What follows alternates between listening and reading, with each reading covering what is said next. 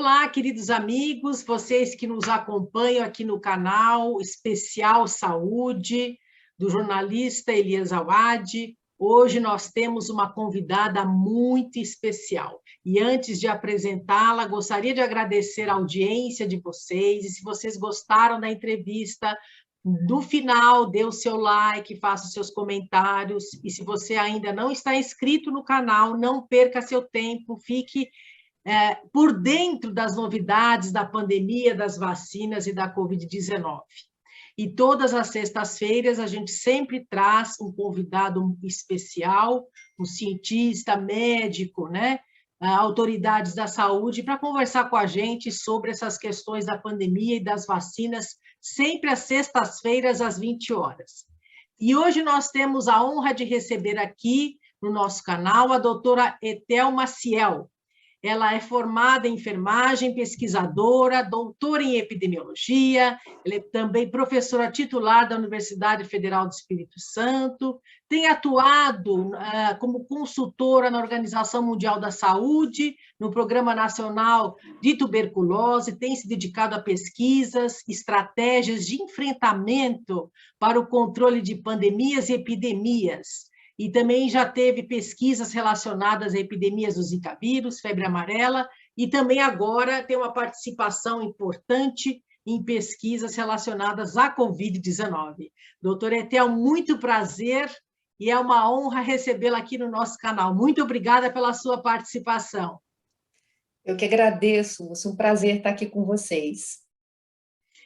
Doutora Ethel, estamos aí ainda no momento importante da pandemia da Covid-19 aqui no Brasil, um número de casos bastante elevado, número de óbitos também, infelizmente. Gostaria de saber, assim, como é que você acha, nós estamos conduzindo bem essa pandemia em relação ao número de vacinas, número de vacinados? A gente está no controle da epidemia aqui no Brasil, na sua opinião? Você, infelizmente, não. Queria chegar aqui e dar muito boas notícias, mas, infelizmente, nós temos ficado aí carentes de boas notícias aqui no Brasil, né? Desde o início, temos enfrentado uma condução muito errática dessa pandemia, que culminou já com troca de vários ministros, cada um que chega tentando aí colocar algumas ações, alguns critérios mais técnicos, mas sem muito êxito. A gente tem aí agora, chegamos a esse triste número de 500 mil pessoas que morreram, os confirmados, né, Lúcia? Porque certamente temos muito mais que isso. A gente só vai saber disso melhor quando a pandemia passar.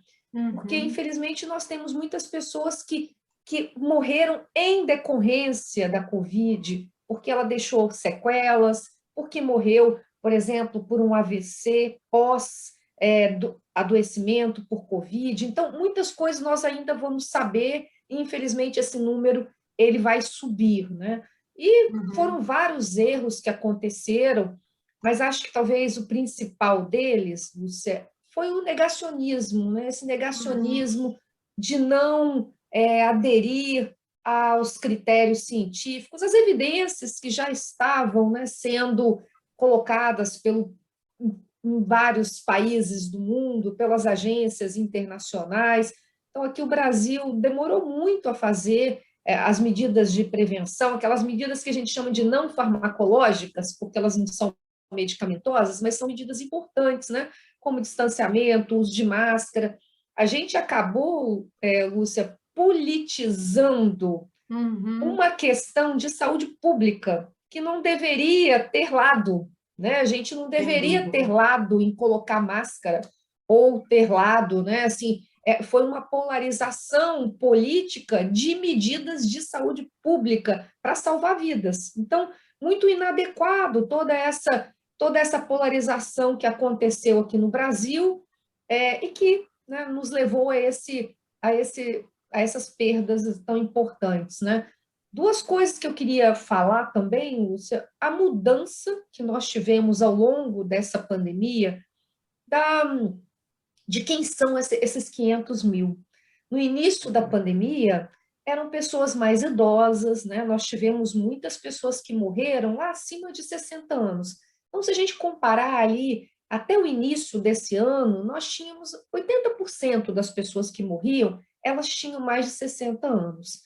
Mas Uhum. agora, no final de maio, e tem um estudo da Fiocruz mostrando isso, fazendo essas análises, no final de maio agora, na última semana de maio, se a gente comparar com o restante do ano, e mesmo o início de 2021, antes da gente entrar naquela segunda onda mais agressiva aqui no Brasil, né, nós tínhamos aí 80% de óbitos acima de 60 anos. E agora, Lúcia, a gente tem quase meio a meio, tá? Nossa. 54% só Já que está são meio a acima. meio, é? É, Nossa. 54%, 46%. Então, a gente pode dizer que está praticamente meio a Sim, meio, e isso é um impacto enorme, Lúcia, porque nós estamos falando de pessoas muito jovens, né? Pessoas sem que estão dúvida. aí iniciando sua vida, iniciando Uhum. suas carreiras, cheias de sonhos, mães que estão deixando seus filhos órfãos, pais, né, que estão aí também deixando filhos e filhas numa situação de orfandade. Então, tudo muito triste quando a gente vê essa camada muito mais jovem morrendo e pessoas sem comorbidade, o que também é algo que mudou durante essa pandemia. Então, acho que é muito importante a gente dizer isso, porque a gente vai alertando as pessoas que aquela ideia lá de grupo de risco, que se eu for jovem eu posso me expor, eu vou ter Covid e vai ser uma gripezinha, é uma ideia errada, uma ideia Uhum. equivocada. E Sem hoje, dúvida. infelizmente, né? Hoje, infelizmente, todo mundo estar morando aqui no Brasil, né, já é um grupo de risco. Você faz parte desse grupo e todo mundo tem que se cuidar igual. Agora, a sua opinião, essa mudança de faixa etária foi em decorrência do aparecimento dessa variante P1, que é mais Uhum. prevalente aqui no Brasil, a gente sabe disso, de outras possíveis variantes, ou é uma questão mais comportamental, ou seja, os jovens realmente não aderiram ao uso de máscara, distanciamento, e por conta disso esses casos começaram, em jovens, começaram a aparecer mais. Qual que é a sua opinião? Eu acho que tem aí uma junção dessas duas coisas. A gente já estava vendo desde quando a variante surgiu no Reino Unido, aquela também, né, a variante alfa. A gente agora está usando letras gregas para É falar das verdade. variantes, né? É. Então, a variante alfa, aquela lá do Reino Unido, a gente já conhecia que essa variante estava adoecendo mais pessoas mais jovens, inclusive crianças. Uhum. Infelizmente, aqui a gente acabou não fechando as fronteiras, tivemos aquela demora, a variante entrou, começou a se espalhar, e nós tivemos a nossa variante também, a P1, que você falou, que agora chama Gama, né? A É. variante Gama, e começou a se espalhar e também estava adoecendo pessoas mais jovens. Então, a gente teve esse misto de variantes que se tornaram, né, mais transmissível. Eu tenho explicado você que é como se o vírus ele tivesse uma chave para entrar na nossa célula, né, e essa chave não tivesse muito boa. E depois que ele fez essas mudanças, é como se ele tivesse aquela chave redondinha, que ele entra na nossa célula com facilidade. E daí ele conseguiu ser mais transmissível para pessoas mais jovens, causar doenças mais graves também, né? Acabou causando tudo isso que a gente acompanhou muito aí nessa segunda onda, que tivemos muitas mortes. E agora a gente está aí diante dessa nova variante, a variante Delta, aquela identificada lá na Índia, que traz uma preocupação por conta de um possível impacto nas nossas vacinas. A gente Uhum. sempre, a preocupação maior sempre foi essa, né? Inclusive da Organização Mundial de Saúde, tipo, a gente precisa diminuir a transmissão para tentar minimizar a possibilidade ou impedir, né, que o vírus dê mais, que a gente dê chance ao vírus de fazer mutações, de fazer mudanças. Então, nós, infelizmente, não fizemos isso, deixamos o vírus correr solto, e aí o vírus vai fazendo, o vírus sobrevive, né, para quem está nos acompanhando aqui que não é da área da saúde, o vírus sobrevive fazendo cópias dele mesmo, dentro das nossas células. Então, como qualquer cópia, quando você está copiando muito, você comete alguns erros, né, algumas mudanças ali. É isso que o vírus faz. Então, quanto mais a gente vai deixando ele fazer cópias, mais a gente vai dando a ele chance de fazer essas mudanças.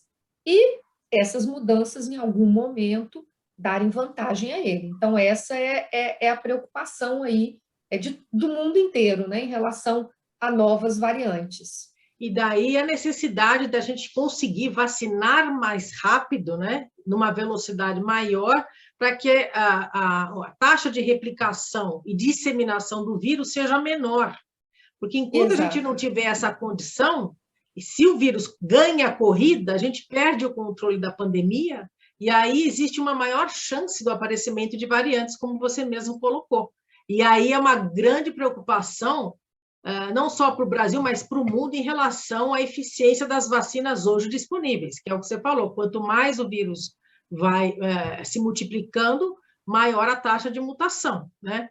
Então, por isso que é importante a gente ter agilidade nesses processos de imunização aqui no Brasil. E você acha que a gente está num ritmo bom quando comparado a outros países? Ou ainda a gente está capengando? Hoje, por exemplo, em São Paulo, a gente não tem mais vacinas, né? Infelizmente. Pois é. Várias pessoas Triste. reclamando. É uma situação triste, as pessoas precisando das vacinas e e nós não querendo, né? temos. É terrível, né? Então, eu acho que você acha que é uma falta de organização, de gerenciamento, ou realmente a gente tem as vacinas, mas não está chegando nas pessoas? Qual que é a sua opinião, hein? Então, infelizmente, Lúcia, a gente errou no planejamento, né? Lá no planejamento de compras. A gente está acompanhando aí o que está acontecendo na CPI, então vários e-mails que não foram respondidos, né? Ofertas de compra de vacinas que foram, enfim, que foram esquecidos, né? Que não foram feitos. Então, isso agora está cobrando preço, é um preço alto, né? Um preço, são vidas. Cada dose aí, essa é a nossa tristeza agora. Mas eu acho sempre importante, algumas pessoas falam assim, não adianta chorar pelo leite derramado, né? Eu falei assim, a gente precisa chorar para poder não cometer a mesma coisa, né? O mesmo erro. Porque esse ano, a gente já tem que fazer a nossa campanha de vacinação esse ano, Lúcia, mas já pensando no ano que vem. Já pensando que essas variantes, elas podem, enfim, pode surgir alguma variante, essas vacinas podem não ter mais efeito, a gente vai precisar se vacinar. Então, a gente já tem que comprar as vacinas desse ano e já fazer a previsão da compra do ano que vem. Negociando com as empresas, assim, vamos colocar aqui, Pfizer, olha, eu quero já negociar com você aqui 80 milhões, 100 milhões, 200 milhões de doses, já com a remodelagem da vacina para o ano que vem. Então, nós precisamos agora, nesse momento, pensar agora e planejar para o próximo ano, com todas as incertezas que nós temos. Ainda não sabemos se vamos precisar de uma terceira dose ainda esse ano, ainda não sabemos se vamos precisar de uma nova campanha completamente diferente com outras vacinas no ano que vem. Então, tudo isso a gente ainda vai acompanhar as pesquisas que estão sendo feitas agora para poder ter o planejamento no ano que vem, mas essas negociações do ano que vem já tem que ser agora, né? Então, tá assim... coberta de razão, né? A gente precisa aprender com o erro e não cometer o mesmo erro. A gente pode até errar por outra coisa, mas não o mesmo erro, né? E aí, nós não compramos essas vacinas, só tínhamos o acordo com a AstraZeneca, Oxford, com a transferência para a Fiocruz, demoramos muito, e eu estou falando aqui no plural, né? Porque é o governo, e aí, enfim, estamos todos nós, porque nós estamos nessa situação. Então, demorou a assinar com o Butantan. Se a gente tivesse mais vacinas lá no início, muito certamente o nosso cenário seria outro agora. Porque o que você falou é muito certo, Lúcia. O que conta numa campanha é a velocidade com que a gente consegue administrar as doses. Sem dúvida. E a cobertura, né? A gente precisa de ter muitas pessoas vacinadas. Então, essas duas coisas formam uma campanha de sucesso. No momento, nós não temos nenhuma das duas. Infelizmente, né? Porque o que a gente vê nos países que hoje que retomaram as suas atividades, que até nos Estados Unidos, alguns países da Europa já não estão sendo mais o uso obrigatório de máscara em locais abertos. Por quê? Porque eles já vacinaram para mais de 70% da população. Então, assim, então a gente, na Israel também é um exemplo disso. Então, assim, a gente vê que realmente eles tiveram planejamento, compraram doses a mais, né? Compraram 5 vezes mais do que eles precisavam, e hoje, inclusive, os Estados Unidos está distribuindo vacinas que ele já está doando, né, para alguns países, inclusive, graças a Deus, vai doar aqui para nós, né? Muito obrigada, Estados Unidos. E ficamos aí com o resto das vacinas, não tem problema, portanto, é que chegue, né? Que chegue logo. A da Janssen também já chegou, né, essa semana. Vai chegar essa semana, a gente está ansioso por essa vacina também. Pois é, porque já era para ter chegado, atrasou. Quer dizer, infelizmente, é o que você falou, nós estamos pagando um preço muito alto dessa falta de gerenciamento, né? E preparação, estimativa de vacinas para nós aqui, para os brasileiros. Né? É muito triste mesmo. Mas, enfim, e a gente observa também, né, doutora Etel, que algumas pessoas não têm recebido a segunda dose, muita gente, né? Então, isso também é uma coisa que a gente tem que chamar atenção. Eu acho que tem que existir uma maior comunicação nas televisões, nas emissoras, através de YouTube, nas mídias sociais, para as pessoas terem consciência da importância de se tomar as 2 doses. Não adianta tomar uma dose só. Não, tomei uma só, porque é da Pfizer, por exemplo, que tem uma eficácia altíssima. Não, vou tomar uma só. Não adianta. Se o estudo foi feito com 2 doses, tem que tomar, mesmo que da Pfizer, que tem 98% de eficácia, tem que tomar as 2 doses. Senão, você não vai estar imune. E a chance desse vírus, de você pegar a doença e transmitir o vírus, é muito grande, né? Exato, porque a segunda dose é aquela que vai garantir a nossa defesa, né, a nossa imunidade por mais tempo. Então, a gente precisa dessa segunda dose. A gente precisa de tomar a segunda dose, com todas as vacinas que são de segunda dose, né? No caso da Janssen, é uma dose única, porque ela foi feita para ser dessa forma. Mas as outras todas são vacinas de 2 doses, precisam da segunda dose para o que a gente fala, completar o esquema vacinal. Então, a gente só considera a pessoa vacinada quando ela completa o esquema vacinal, que são as 2 doses. E aí, nós já estamos vendo que essa variante Delta tem um impacto importante em pessoas que tomaram apenas uma dose. Então, ela é a variante agora que está deixando, vamos dizer assim, o mundo todo muito preocupado com os dados, principalmente do Reino Unido, porque a variante entrou no Reino Unido. Reino Unido, como você falou, já estava com um percentual de vacinação altíssimo, mas as crianças e adolescentes não estavam. Eles vacinaram acima de 18 anos, como a gente está fazendo aqui. E a variante entrou, adoecendo todas as crianças, adolescentes e crianças, com alta internação e óbito. Então, eles começaram agora, né, a vacinar os adolescentes também. E aí, o que eles viram? Aquelas pessoas que estavam em intervalo entre uma dose e outra, tanto da Pfizer quanto da AstraZeneca, que são as 2 vacinas que eles estão usando mais lá no Reino Unido, eles adoecem. A eficácia, que era mais de 80%, né, de primeira dose, caiu para 30%. Então, o impacto foi enorme. Tá? Então, olha essa informação que você está trazendo, que importante que é você que está nos ouvindo, você que tomou só uma dose e acha que não precisa tomar a segunda. Olha que informação importante que a doutora Etel está passando aqui para nós, né? Então, é fundamental a segunda dose por conta dessas novas variantes que a gente está vendo aí. Com as 2 doses, a proteção continuou alta, continuou aí acima de 80% com as 2 doses. Então, o que a gente está aprendendo com essas variantes, principalmente essa Delta, é que nós precisamos das 2 doses, sim, e a gente precisa, alguns países, inclusive, Lúcia, eles estão reduzindo o intervalo entre a primeira e a segunda dose, para evitar a infecção aqui no meio, sabe? Então, assim, o Reino Unido reduziu a AstraZeneca de 12 semanas para 8 semanas, Portugal também, outros países da Europa estão fazendo isso, e a Pfizer lá já é dada com 21 dias. Então, por que é importante a gente ir aprendendo com o que está acontecendo nos outros países? Porque isso impacta aqui o nosso programa. Aqui a gente está fazendo a Pfizer com 12 semanas. Então, a gente tem que ficar atento. Por exemplo, em Goiás, né, agora a gente já tem, a variante indiana já está, a variante Delta, né, que foi, surgiu na Índia, já está em transmissão comunitária em Goiás.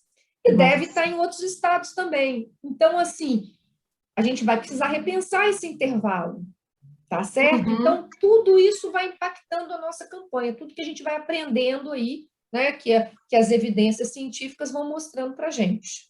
Sem sombra de dúvida, né? E o que a gente vê também, principalmente aqui em São Paulo, essas doses acabaram até porque eles pegaram a segunda dose de algumas pessoas, como o intervalo foi maior, começaram a dar a primeira dose para mais pessoas que não tinham dose nenhuma. Então, assim, fica nesse descompasso, é muito ruim para o controle da pandemia, né? A gente realmente teria que ter essas vacinas em quantidade suficiente disponíveis para a gente não cair nessa situação de ficar sem vacinas, né? Exatamente. E tem alguns países também que estão discutindo, Lúcia, que talvez seja importante a gente fazer essa que a gente chama de intercambialidade, trocar. Quem tomou a primeira dose de uma vacina, se chega na unidade de saúde, tem a outra vacina naquele momento, ela poder receber. O Brasil ainda não está falando sobre isso aqui, mas, por exemplo, o Canadá já mudou o programa deles, aceitando essa mudança, né? Você tomou a primeira dose da AstraZeneca, chegou agora a Pfizer, você pode receber a segunda dose da Pfizer. A gente já tem algumas evidências dizendo que não tem problema de segurança, que é seguro fazer isso. De misturar as vacinas, né? Aqui no nosso programa, no Brasil, não, a recomendação continua sendo: tomou a primeira dose de uma, toma a segunda dose de outra. O que eu estou falando é o que já está acontecendo no restante do mundo, né? As pessoas já estão discutindo isso. O Canadá já mudou a campanha, a Espanha fez um estudo mostrando, fazendo um estudo da Pfizer com a AstraZeneca, essa mudança, e também mostrou que é seguro e eficaz. Então, são coisas que a gente pode pensar para remodelar aí a campanha. Por exemplo, alguém teve um efeito adverso na primeira dose da AstraZeneca, e aí está com medo de voltar, não quer tomar a segunda dose. Essa pessoa que teve um efeito mais forte, que às vezes precisou até de ter uma intervenção medicamentosa, ela poderia tomar a segunda dose da Pfizer, entendeu? Então, a gente poderia fazer isso. Isso que está sendo discutido. Né? Isso está sendo discutido no mundo e já está sendo feito. Eu sou imunologista, pensando bem, né, essa teoria de você misturar, tomar a vacina da Pfizer, por exemplo, e tomar depois a da vacina de Oxford, ou com outra vacina, é interessante porque quanto mais estranho, né, for o imunógeno, na realidade, a vacina, maior imunogenicidade a vacina terá, ou seja, maior será a quantidade de anticorpos sendo produzidos. Então, quanto mais estranho, melhor para o sistema imunológico, porque ele reage muito maior, ele tem uma amplitude da resposta imune muito maior se você tomar a mesma vacina. Então, os estudos estão apontando para isso, né? A gente vê isso em experimentos no laboratório, né? Enfim, exatamente. E a imunologia já temos ensaios clínicos aí mostrando isso.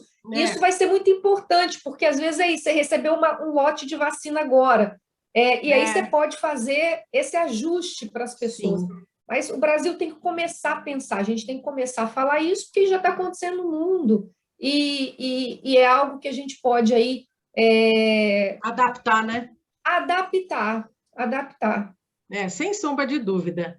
Olha, muito bons os esclarecimentos que você trouxe aqui para nós, relacionados às vacinas, e principalmente a importância de se tomar a segunda dose, a questão das variantes. Eu gostaria que você deixasse aqui uma mensagem final. Você tem trabalhado com pesquisas com a Covid-19 também? Qual que é a sua experiência e qual que é a sua avaliação? Quando que nós retornaremos, né, à vida normal aqui no Brasil? Então, Lúcia, nós estamos naquele campo da incerteza, né? A gente depende dessa vacinação para diminuir a transmissão. Nosso cenário agora é que a nossa transmissão a gente está ainda com essa taxa de reprodução acima de 1, né, um cenário muito ruim no Brasil, a gente precisaria de diminuir esse nosso número de casos novos diários, né? O que eu gostaria de falar aqui, deixar como... Então, a gente precisa ainda se cuidar, mesmo as pessoas vacinadas. Né, Lúcia? A gente precisa deixar essa mensagem aqui. Mesmo aquelas pessoas vacinadas, como o cenário tem muito caso novo, a chance de você encontrar alguém doente, quando você vai numa padaria, quando você vai em algum local, principalmente fechado, né, ela é muito grande. Então, a gente precisa evitar, sempre utilizando máscara, em locais arejados, preferencialmente, evitar locais fechados, evitar locais com aglomeração. Ainda não é momento de festa. A gente vai chegar nesse momento, a gente está aprendendo aí com os países mais adiantados que nós vamos chegar, mas nós ainda não estamos nesse momento, e por isso mesmo os vacinados precisam se cuidar.